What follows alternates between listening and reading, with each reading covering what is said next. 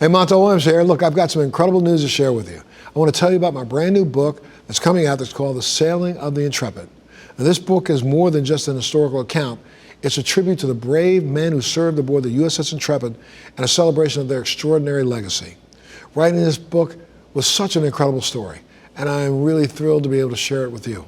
So don't wait to grab your little piece of history. The book is available right now to order. You can go to montelmedia.com, and you can even get a limited autograph signed copy. Now, thank you so much for your support. I can't wait for you to read this incredible story of the sailing of the Intrepid. I'll see you on the pages.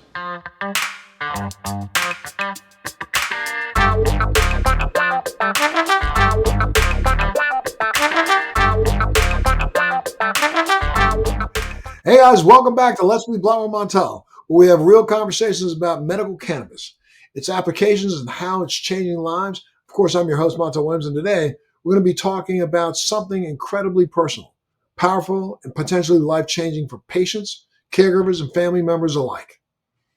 I'm joining me today in studio are two amazing guests, each with their own profound and inspiring stories. First, we have Mr. Jim Garancer, co-founder and head visionary of the Cancer Playbook. Inspired by his own son's Eric's battle with cancer, Jim has turned his personal pain into a mission to educate and empower cancer patients worldwide.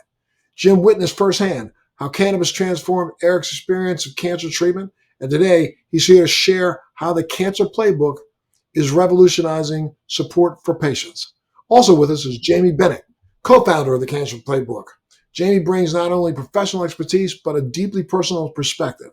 After living with endometriosis for 20 years and losing loved ones to cancer, Jamie channels her experience into creating a system that prioritizes whole person health and healing, and patient-led care.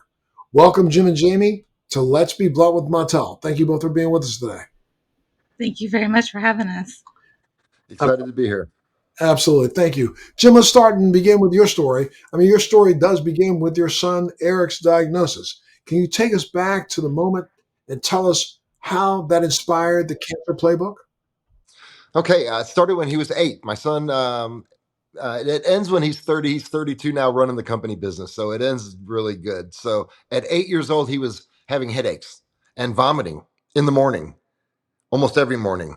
And he would wake up with his head turned sideways, and we took him 6 times to the doctor in 8 months. They diagnosed it as sinusitis, allergies. They literally told him to quit eating pizza because they thought the dough was causing the headaches and vomiting. And a friend of mine's a chiropractor, and I played ultimate frisbee with him. And he said, "Jim, just take him to get him a CAT scan.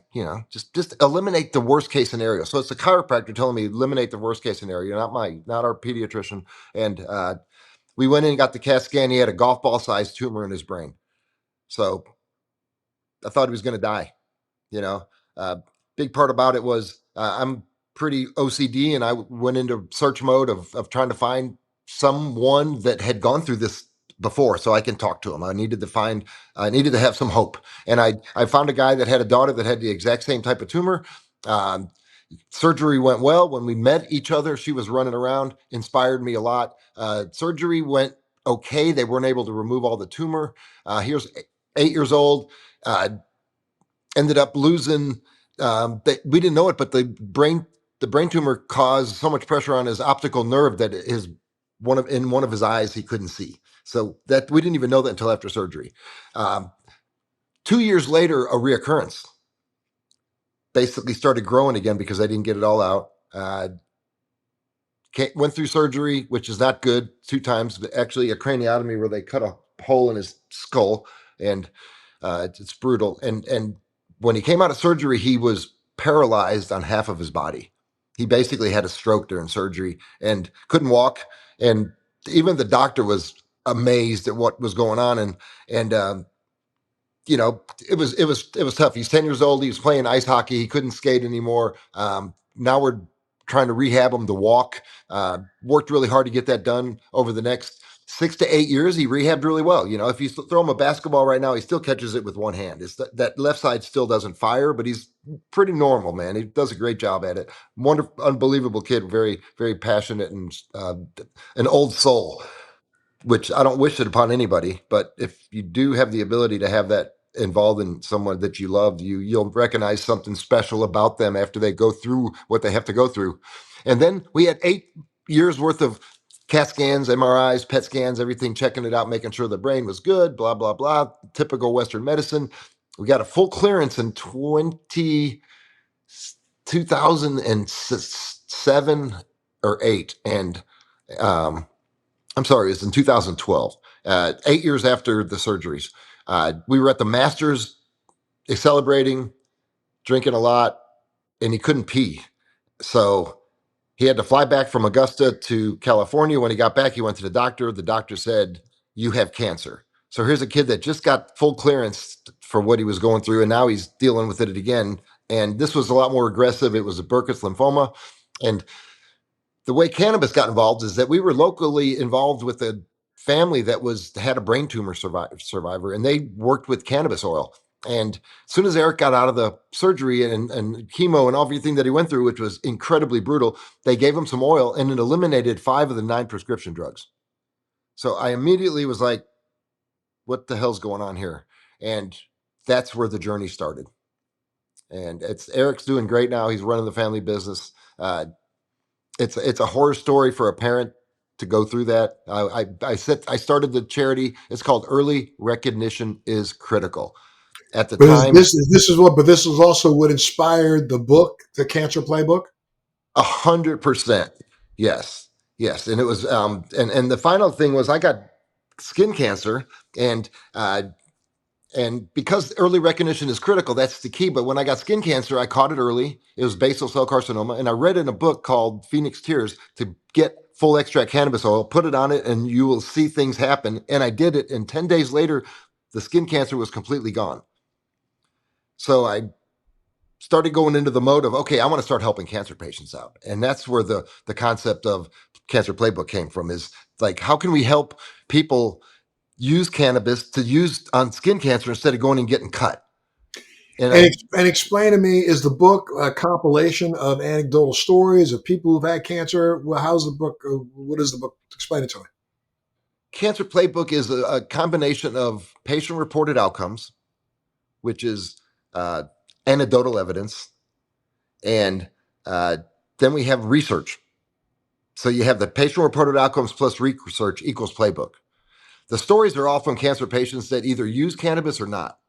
And what we do is we aggregate and collect all the data so you don't have to read 5,000 stories, and we make it very easy for you to be able to identify what and if somebody else did that you could incorporate into your treatment.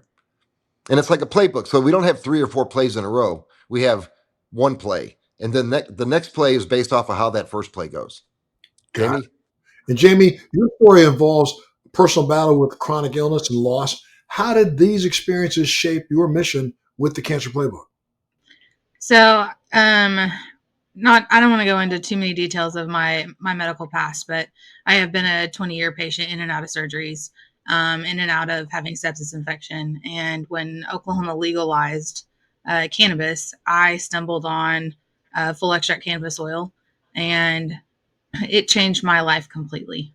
I had masses that were shrinking.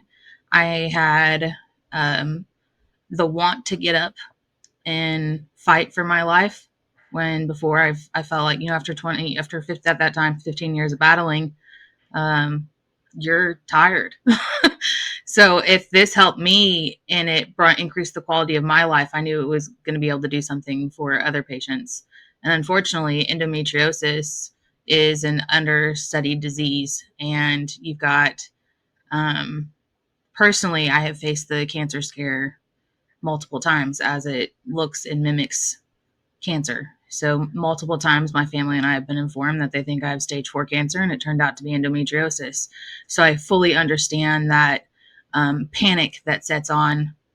I just got scared. I just got diagnosed. I'm scared. I'm confused. I don't know where to start. And that's what the Cancer Playbook is for. It is for patients, um, who have been diagnosed, and they're hearing all these medical options, and we don't tell anybody not to do them. So if you want to do chemo and radiation, that is 100% your choice. But what we can tell you is that there are thousands of patients who have used cannabis to help aid the symptoms that go with those treatments.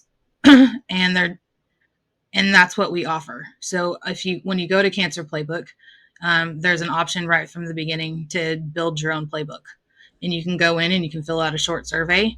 And what our company does is reports data. We do not give medical advice, but we will pull stories, key data points from stories of patients all around the world who have used medical cannabis to help aid their cancer treatment. And we will provide data of what these patients did combined for that made their outcome successful. Now, I understand that there's an interactive tool for patients as part of the Cancer Playbook. How does that work, and why is that so important? Yeah, so the interactive tool, we have, like I said, like Jim said, it is patient-reported outcomes plus research. We partnered with Whole Health Oncology Institute to put out a meta-analysis, which I'll let Jim tell more about that, but that has a research base of 10,000 cannabis studies. And those 10,000 cannabis studies are the knowledge base of the bot that you can go in and ask questions related to your cannabis care for cancer. And So Jim, in the corner, yeah. No, go ahead. I'm sorry. Oh, you're fine. In the corner of the website, on all the playbooks in the homepage, there's a little chat that you can have, but looks like a customer service bot.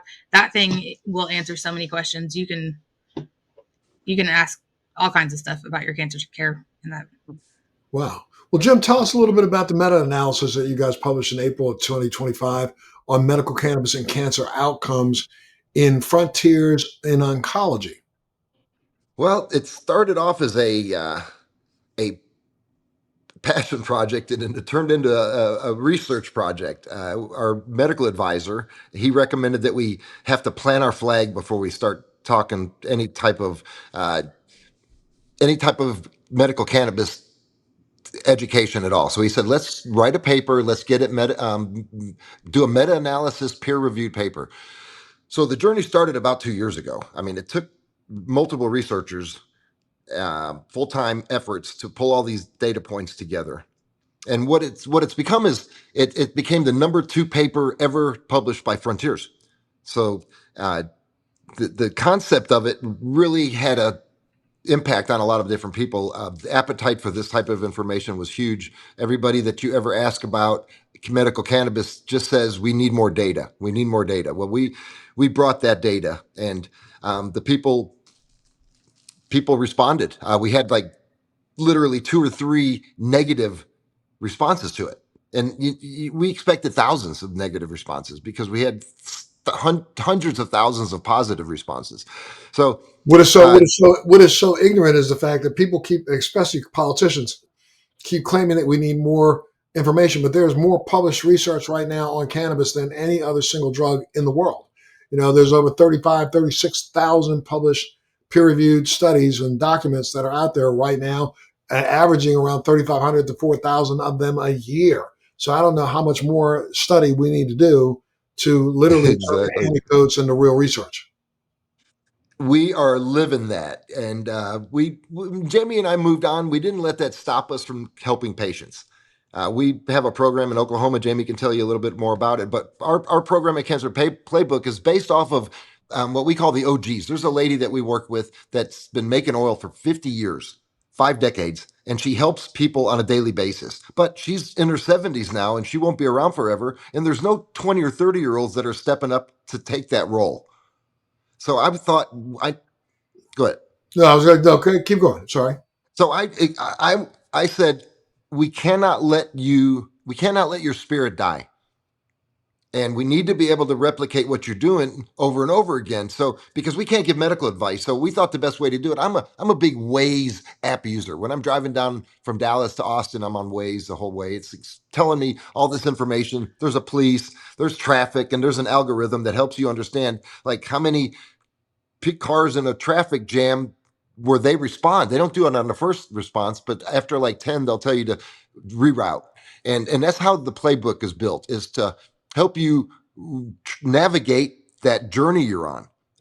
It's nasty. It's not straight line, straightforward. It changes. It changes based off of what you just are going through, especially scans are brutal. My son, I used to hate that day. I had a pre call set up with the doctor that said, as soon as the scan's done, I need to know the results. I'm not waiting a week because you know the results. And it was brutal. It was hard on me. It was hard on everybody. So we try to help everybody understand what to expect. They call it scanxiety. It's a real thing. Like I said, Jamie and I went straight into helping people. We get calls all the time. When people get cancer, they call us. I'm in the auto business. So when somebody wants to buy a new car, I get a call. Same thing. Cancer business. I go, Jim's in the cancer business, and I actually am more than I really wanted to be. And when they call me, I give them the website, because if they go there, they can talk to the bot. They can literally ask it a question, and it'll help them understand how cannabis oil can help them with whatever they're going through, especially one of the main nausea, pain, sleep, and appetite. Those are the four big ones that you're going to deal with if you're going through, especially Western medicine. Now, what do you think about the fact that this current administration is really getting ready to see if they can get Congress to repeal all of the previous, laws that allow for medical cannabis across the country? What do you think about that right now? Right there. Yeah, but I mean, we could be in a situation within the next year where literally it doesn't matter what, especially when the far right talks about how they believe in states' rights, they are getting ready to roll back states' rights and try to make a claim that, no state should have the right to be able to claim medical cannabis. What do you feel? Ridiculous. Oh, I hate it. And we're going to go back to 1937. That's where this whole nightmare started. The Actually, Farm Jamie, Bill. sure. Wait, Jamie? Jamie, you were going to say something? I was just going to say, I mean, if they do, there are enough people that know what this plant does now that they're not going to stop us. Well, it'll just force it back into the black market again. It'll force it black. Yeah, and there's an army of people willing to be in that black market. The black market's still huge. Yeah. Oh, the black market is 3 times as big as the legal market. I mean, I think we realized for a fact that back in 2021, the black market sold the green market, legal market sold over $25 billion worth of cannabis across America, which is more cannabis being sold than milk. I think in the last year, I've seen numbers that have been stretched between 31 and $35 billion worth of legal cannabis being sold, which makes it, a bigger consumer product than milk, energy drinks, I think cigarettes and alcohol. So we know that it has surpassed sales in the legal market, but the illegal market has averaged about 3 times that. So that means if we're selling $35 billion worth of legal cannabis, we're selling over $105 billion worth of illegal cannabis in America, making it one of the most lucrative cannabis or lucrative consumer products in America today. Yet we think we're going to be able to shut that down. I think all you do when you shut down the legal market is just add to the black market. That's all. We've survived without the legal market forever. And anybody you ask, Montel, that's in the legal market says it is freaking a joke. I mean, they don't allow you to expense your cost of you can't expense your costs. Like you're paying 70 to 80% tax on all revenue. Gross. It is ridiculous. Everybody's cheating. There's no way you can run a business like that. So the whole industry is set up to cheat. So they do not appreciate the gray market or black market at all. They underestimated it. Canada also underestimated it. The numbers you're talking about are very, very true, very accurate, and I think that's still low. Yeah, well, cannabis played such a crucial role in Eric's care. For someone who's listening and is very new to cannabis and medical cannabis, why do you think it's such an important option for cancer patients to have this? Jamie has a better story about 8-year-olds in cannabis. Jamie, talk about your one girl that's on Okay, so we've got this little boy here in Oklahoma, and he was getting ready to go undergo a very serious, intense chemotherapy. The doctor forewarned the mother that um, that child was probably going to be like bedridden that whole time and throwing up and incredibly sick, and just expect the worst situation. Um, and when he went back to the doctors, he was at home taking FECO, full extract cannabis oil. Um, and when he got back to the doctors, he told us, they're all excited. They messaged me, and they're all excited, and they're like, "Hey, we've been taking this, and like he's up running around and playing, like he's like acting like a normal child right now." And then the little boy went to his doctor, and he said, "I've been taking this black medicine for my tummy, and I haven't been sick." And he was like so excited, and that mom was like so thankful for what the plant can do in everyone's lives, in children's lives, in adult lives. If you are like battling, like you need your endocannabinoid system back on track to get to that homeostasis, and this is how you do it. Like, Well, I mean, let's talk. How in depth does the Cancer Playbook go? Does it talk about strains? Does it just talk about particular oil, one version? Does it talk about how you can make it yourself? I mean, talk to me a little bit about what the Cancer Playbook does. It explains not only anecdotally what somebody's gone through, but does it tell people what to go look for, how to go get it, or what? yeah, so we have on our Cancer Playbook, when you go to the links, there's one that's called FECO Playbook, and it's got everything you need to know, like what it is, how to make it, how to make tinctures out of it, how to make suppositories, how other patients dose, because we don't give advice, so just what other patients did. It's got some stories. There's some pretty amazing stuff on there on that, and then we do a lot with patients. So there's also like on our page, there's our own media section of stories, success stories of that you can watch, as well as, if you use our like pre-formulated cancer playbooks based on your like cancer type, we've got a few of those on there. So if you go look at those, there's data points that you can look at of specific patients that were used to make these playbooks, all de-identified, of course. Well, Jim, I mean, the Cancer Playbook grew out of the idea of using Eric's name. Early recognition is critical. Tell me a little bit more about that program and its global impact. Okay, we started doing youth cancer symptoms awareness. That was our push back in 2012 when we first started. And the way the name came up is a friend of mine at the time's mom had stage 4 non-Hodgkin's lymphoma, and Eric had stage 2 non-Hodgkin's lymphoma. She passed away on his second day of chemo, and we were just looking at each other and not understanding how important stage 2 and stage 4 were until right then. And we started thinking how we can start a nonprofit that can help people understand that, because Eric's alive and she's not. And we started throwing words together, and early recognition is critical came up. What we did is we trained and taught middle school kids at school during their PE classes, where we would reach at least 700 a day, to speak up. And our message was using Ultimate Frisbee as a way to teach them to speak up, because in Ultimate, you don't have a referee. And in life, you don't have a referee. And if you don't speak up, no, it's not a foul. So we taught them to play Ultimate Frisbee, have fun, throw it and catch it, and speak up. And speak up's been so important going forward. We've helped so many people go to the doctor that wouldn't go. Many people go in there, and really catching cancer early, like stage 2 instead of stage 3, is prevention, not getting cancer being prevention, because everybody has cancer in their body. And if we keep our body in homeostasis, the body will keep the cancer at bay and we're good. It's when we let our body get sick, and then the cancer cells are released from the tumors that are created to hold them. I'm all into this now because colonoscopies are coming up. I'm 64 years old, and I'm just not a huge fan.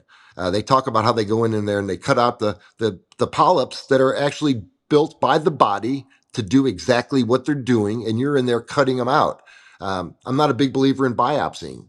Biopsying that does the same thing. It's penetrates it. So what Eric did is we trained over 150,000 kids in middle schools. We had a bus, Rockstar bus. We traveled to 25 different cities. We did a clinic every day for a week, and then we would go to another city. And in 2020, we all know what happened. That came to a screeching halt.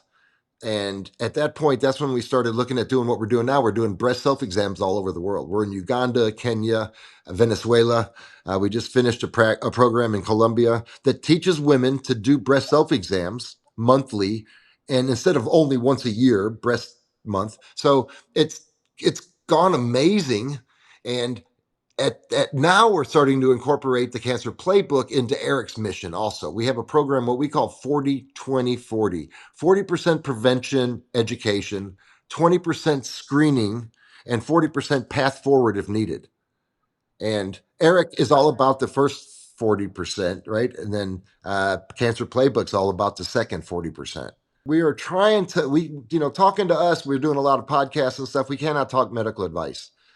We try to push everybody to the website to type in what type of cancer they have and build a profile. And then the Cancer Playbook takes over. The interactive part of it does. Tell me a little bit more about how the Cancer Playbook is tailored to fit each individual's needs who reaches out, and how to ensure every patient feels supported. Yeah, so we do this through a couple different methods. We have you can go in and you can pick out, the first thing you can do is go start your playbook. You can go, put in your cancer type. You can put in what kind of information you're wanting in your playbook, whether that's how to make FECA or how to make FECA, what is FECA, what are cannabinoids and terpenes. There's like a whole option that you can choose of education, and those get put into your playbook. And then you can also put in your symptoms that you're experiencing if you want to see how another patient used cannabis to help those symptoms. So you would just check those boxes and you hit submit. And then our research team goes in and pulls all the data related to what you've submitted to create your individual playbook. And that is all based off patient-reported outcomes and research. From there, we ask that we like to stay involved. So if you've created a playbook, we are going to ask you to please fill out a profile survey and let us know further information about your cancer journey, where you're at in it. Where you're at in it, how much you're taking of something. And then we would love to get you set up on weekly surveys because the patients that have allowed us to stay in their journey by filling out surveys, they feel like there's somebody in their corner. They feel supported. And that they also know that their story is going to be de-identified and contributed back to somebody else who's going to be fighting this battle in the future. So it gives power to their journey. Gotcha. Well, Jim, you often talk about the integration of community efforts in the model. Can you elaborate a little bit on, the role your local partnerships play in really achieving success? Absolutely. We are, like I said, we're in Oklahoma, and we do surveys every week, and we see the movement of it's 5-star, 1 through 5. 1 is bad, 5 is good. We see that movement constantly getting better, and that's really reassuring that the medicine's working. Plus, we have lab reports and everything. But the community that we're building and the problem is we have to do it in every state. That's kind of the problem with the legal market, right? You cannot cross state lines. The gray market, black market has no state lines at all. So honestly, I'm almost thinking if they made it illegal again, it almost would make it easier for us to do what we're doing, because we're kind of the legality is almost getting in our way a little bit because of the restrictions. And it's like I said, it's not fair. But we're looking for community partners all over the country. Right now, we have a great one in Oklahoma. Also, we're moving to Colorado. We're going from Colorado to Florida. Got a great story about Florida. Dave E. is a friend of mine that lived next door. Actually, I'm in Austin right now. He lived next door to me. It's illegal as hell in Dallas, in Texas. In Austin, actually, it's a little bit different. Actually, they're a little bit more open. But Dave called me one day and said, "Hey, I just got diagnosed with stage 3 lymphoma with the lipoma." And he said the doctors are wanting to do chemo and all this stuff like that. And I said, "Man, go next door and get some oil and get started on it right away." So he did. And long story short, Mayo Clinic told him, whatever you're doing, keep doing it. And after you're done doing it and we're done with chemo, we want to talk to you because whatever you're doing is making the chemo work better. So we saw these, that's a patient reported outcome. All of a sudden, for people that are doing chemo, if you add full extract cannabis oil, you get a benefit from it. It helps you with not only sleep, nausea, pain, and anything else that your body is getting deprived of through chemo. So Dave came out of the program. He quit drinking. He quit processed sugars. He started eating healthy. He started minimizing the amount of meat that he ate, and he came out of it smelling like a rose, man. He's our number one patient. We call him 0001, and he's got the best story we have. It's full diagnosis all the way from the day I got diagnosed to getting, more importantly, he felt like somebody was on his side the whole time. He wasn't by himself. When he went to the doctor, he had something to talk to the doctor about that the doctor was really interested in. It's interesting. If you bring it up to a doctor, they can talk about it. They can't talk about it until then, like a veterinarian. Yeah, unless you bring it up. Well, Jamie, I'm curious, what have been some of the biggest breakthrough success stories that, in terms of patients and patient outcomes, even though they're anecdotal, since adopting this approach? Okay, so I got to witness a lot of stuff awesome firsthand. We had one cancer patient who had lung cancer, and the mass was 80%, taking over 80% of her lung. The doctors told her she was, probably needed. She decided to do chemo and radiation. They did tell her that they didn't suspect that mass would shrink, that mass would stay even with chemo and radiation, but it would prevent it from, spreading to other places. So she opted to do it, and we put, we documented her story of some, pretty heavy amounts of full extract cannabis oil to battle. And when she went in, we got to experience scans that came back, and there was very small visible amount of tumor left in her lung. It was, when it was taking over 80% of her lung to start, and that one was a huge victory to celebrate and be a part of. The doctors themselves, asked about, what is this that you're taking? Like, we need to know more information. We didn't expect this kind of result. We especially didn't expect it in this few months. So, they're hungry out here in Oklahoma. We've got a couple other cancer patients. We've got one who had breast cancer, and she did cannabis only, and she's thriving right now. Like, she's doing amazing. There's no, as far as we I haven't checked lately, but as far as I know, there was no more visible anything of breast cancer. There's, her scans were all coming back clean and good, and she's actually, spreading the word about this treatment herself. And she started off somebody who wasn't, necessarily pro cannabis. And is that somebody that's featured in the Cannabis Handbook? Gotcha. And Jim, I guess there must be some innovations or advancements that you're excited about that could further enhance the patient experience within the Cancer Playbook. Tell me about it. Okay, one of the innovations that we're focusing on now in the Cancer Playbook is a bioresonance frequency. Bioresonance is the analysis of your energy in your body. What it does is, in Russia, for example, it's social medicine over there. And when you go to the doctor, they run this bioresonance machine on you before they ask you how you're feeling, like they do in Western medicine. And then they tell you how you're doing. They tell you, hey, your liver has bad energy and that you have parasites or something like that. So what it does is it works on the root cause of disease.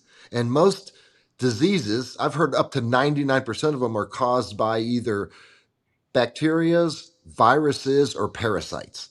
And we never deal with that in our normal treatments. It's always just like, oh, do a pill of this, do a pill that. If if your stomach's upset, no problem, we got a pill for that.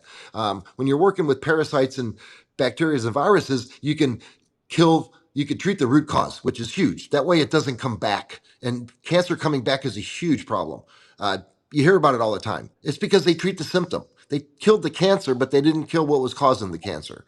And so our program is to where it does a diagnostic on your body, and it tells exactly you have energy on every single organ, all the way from your head, brain, kidneys, heart, all the way down to your circulation in your legs. And then they run this frequency based off of what kind of parasites, bacteria, or viruses you have that are becoming an issue. It gives you kind of a, hey, these are a primary root cause is what they call them, and it's a causative factor. It doesn't mean you're going to die right away because it says you have cancer. It means that you have things that are starting to look like could become cancer if you're not paying attention to it right now. Which I love that. To me, that's really patient autonomy and really having control over your own health. So when I was doing this treatment, I was using full extract cannabis oil, and once again, my girl said, "Hey Jim, what are you doing extra?" And I said, "I'm using full extract cannabis oil." She said, "These results are amazing. You're expediting the results so much better."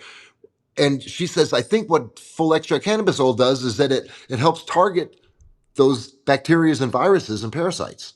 So I was like, "Hey, you know what? I'm going to include that in our program." So that's coming. We're going to write a paper on it. We don't do any kind of information until we get a peer-reviewed meta-analysis done on it to make sure we're good.